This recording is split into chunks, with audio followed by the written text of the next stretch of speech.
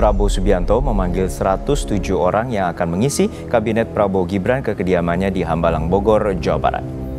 Sejak pagi, kendaraan yang membawa para tokoh yang akan mengisi Kabinet Prabowo Gibran berdatangan ke kediaman Prabowo. Kemarin, Prabowo sudah memanggil 49 calon wakil menteri atau calon menteri dan juga 58 calon wakil menteri dan kepala badan di kediamannya di Kertanegara, Jakarta Selatan. Hari ini, 107 tokoh itu akan menerima pembekalan calon anggota Kabinet Prabowo Gibran. Dan bagi saya agak dipertanyakan kalau Presiden tidak menjelaskan ke publik kenapa pilihan ini. Kalau alasan Presiden bahwa bangsa ini besar, Amerika jauh lebih besar daratannya dari kita. Tetapi menterinya cuma 15 orang. Nah, kenapa kita harus hampir 50? Sama banyaknya dengan negara bagian di Amerika. Harus diingat, Amerika juga jangankan mengurus negeri sendiri, juga ngurusin negara orang lain. Dan menterinya sederhana. Kabinet Fufafa dari lucu menjadi mencekam. Di sini harusnya kita ketawa atau nangis sih. Assalamualaikum warahmatullahi wabarakatuh. Halo Sobat RJ, siap-siap ya. Kali ini kita bakal ngebahas fenomena yang bikin kening kita berkerut, tapi juga bisa membuat kita senyum pahit. Sudah pada denger nggak soal Kabinet Fufafa? Nah, ini nih yang lagi ramai dibahas di mana-mana. Dari namanya saja sudah nyeleneh, tapi siapa sangka di balik itu semua ada banyak hal yang bikin kita gemes, gelisah sampai sedih. Dan kenapa disebut Kabinet Fufafa? Jadi gini, nama ini muncul pas lagi heboh-hebohnya akun Fufafa yang katanya Kaisang, pemilik akun tersebut adalah kakaknya yaitu Gibran. Dan kayaknya kebetulan banget, puncak dari fenomena Fufafa ini, Prabowo pas lagi manggil calon-calon menteri buat kabinet barunya.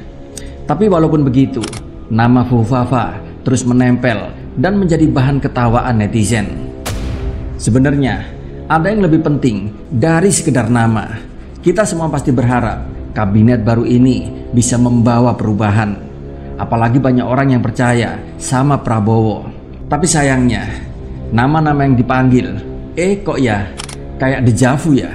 Muka-muka lama, orang-orang yang pernah bikin rakyat jelata kecewa. Katanya sih kabinet Jaken alias kabinet profesional. Tapi kok isinya tim sukses dan elit-elit lama ya? Lah, ini mah namanya bukan the right man of the right place, tapi the some always on the some wrong place. Dan itulah kenapa banyak netizen menamai sebagai kabinet Fufafa. Dan ngomong-ngomong soal kabinet Prabowo, kabarnya bakal nambah kementerian menjadi 46. Widih, luar biasa ya. Padahal waktu Jokowi saja cuma 34 kementerian. Bahkan seorang ekonom dari Indef, Rizal Taufik Rahman sampai bilang, kalau kabinet gemuk kayak gini, di sini pasti akan banyak menyedot anggaran negara, alias nyedot APBN. Nggak cuma buat bayar pegawai, beserta operasional kementerian, tapi juga proyek-proyek lainnya. Bayangin aja sob, dari APBN kita yang saat ini sudah ketat, sekarang harus disesuaikan buat nambah kementerian baru. Tentu saja ini bakal bikin beban fiskal yang malah semakin berat. Bila kita melihat data APBN tahun 2024 dan 2025 dirancang dengan asumsi jumlah kementerian yang masih sama. Nah, kalau tiba-tiba kementeriannya jadi lebih banyak, siap-siap saja deh belanja pegawai dan proyek kementerian malah makin bengkak, yang tentu saja akan menimbulkan defisit anggaran dan ujung-ujungnya pajak rakyat pasti akan dinaikkan.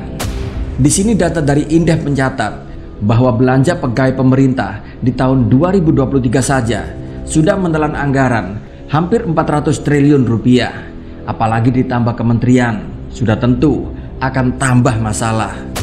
Dan kalau bicara soal efektivitas, kita ambil contoh deh dari pakar hukum tata negara yaitu Ferry Amsari. Menurutnya, makin banyak kementerian, makin ribet urusan, makin ribet peraturan, dan tentu saja akan makin banyak peraturan baru kementerian yang justru akan saling tumpang tindih. Tentu saja di sini akan semakin membuat rakyat pusing. Contohnya soal desa, ada Kementerian Dalam Negeri, KLHK, sampai Kementerian Desa. Semuanya bikin aturan sendiri-sendiri. Hasilnya desa-desa malah bingung. Alih-alih kerja bareng, yang ada malah bentrok kepentingan. menteri tertentu yang objeknya sama, misalnya desa ya. Ada KLHK di sana, ada Menteri Dalam Negeri, ada Kementerian Desa, ada kementerian yang lain yang membuat peraturan yang membuat desa-desa bingung. Nah ini masih urusan desa, belum urusan yang lain. Di sini Ferry juga ngasih contoh negara Amerika, sebuah negara adidaya yang begitu kaya raya, tapi jumlah menterinya cuma 15 orang. Lah kok kita, negara yang lebih kecil, yang sering defisit anggaran lagi, malah direncanakan akan mempunyai hampir 50 kementerian. Bayarnya dari mana coba? Apalagi setiap kementerian punya ratusan bahkan ribuan asisten pegawai. Dapat dari mana? Duit buat gaji mereka. Di sini apa nggak malah memberatkan APBN coba? Mungkin di sini jawaban mereka. Tentu saja masih ada rakyat yang sewaktu-waktu bisa untuk diperas. Sebenarnya kita semua pasti berharap besar sama Prabowo. Selama ini beliau dikenal begitu patriotik, punya komitmen yang kuat. Dan di sini kita semua berharap Prabowo bisa membawa perubahan. Tapi kok malah kayak ikut pola Jokowi ya, yang mau main aman dengan orang-orang lama. Maka di sini tak heran bila netizen banyak yang bilang kalau kabinet Fufu Fafa ini jadi dilantik, Prabowo terus sakit dan Gibran yang jadi penggantinya. Wah, bisa runyam urusan bangsa. Tapi ya, kita memang gak boleh terlalu pesimis. Memang sih, politik itu kayak permainan catur. Kadang ada manuver yang gak kita duga-duga. Mungkin di sini Prabowo lagi main strategi panjang, nunggu waktu yang tepat buat gebrakan. Tapi kalau strategi ini gagal, ya siap-siap saja kita bakal nyaksiin drama politik yang bikin kita semua tepuk jidat.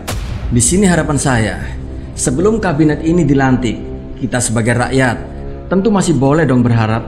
Siapa tahu Prabowo mau dengerin masukan dari para pakar, akademisi, dan rakyat jelata. Kabinet ya, jangan cuma dipenuhi orang-orang yang punya kepentingan politik. Harus ada profesionalnya.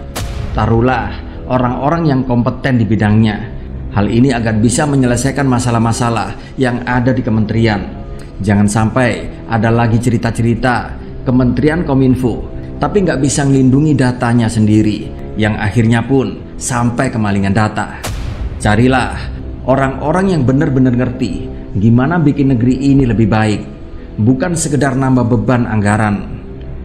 Di sini tentu saja kita harus selalu mendoakan Prabowo agar supaya dikasih kekuatan, kebijaksanaan, dan yang paling penting adalah keberanian buat mengambil langkah yang benar.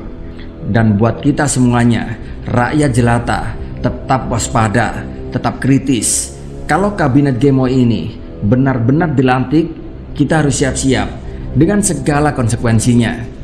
Dan semoga bukan kita, para rakyat jelata ini, yang akan menjadi korbannya. Oke sob, sampai jumpa ya dalam video-video selanjutnya. Dan di sini harapan saya, tetaplah menjadi rakyat jelata yang cerdas dan berani, untuk agar bisa terus mengawal negeri ini. Wassalamualaikum warahmatullahi wabarakatuh.